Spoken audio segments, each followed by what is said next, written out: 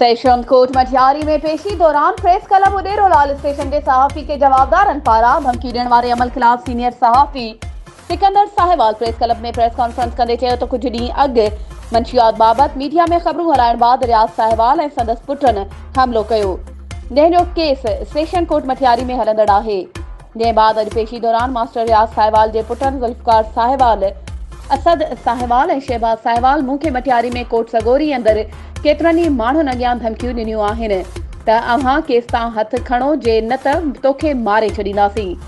उन वधीक चयो त मूंखे ऐं मुंहिंजे घर वारनि खे जवाबदारनि मां जान जो ख़तरो आहे। मूंखे ऐं मुंहिंजे घर वारनि खे कुझु थियो त हुन जो ज़िम्मेवार मास्टर रियाज़ साहिवाल, संदसि पुट ऐं उन जा साथारी हूंदा।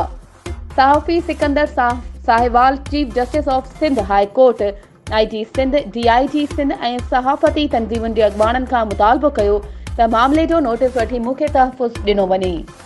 वधीक ख़बरुनि ऐं अपडेट्स जे लाइ असांजे चैनल खे सब्सक्राइब कयो ऐं हा, बेल आइकन खे प्रेस करणु न विसारिजो त जीअं असांजी हर नई अचण वारी वीडियो तव्हां ताईं पहुची सघे।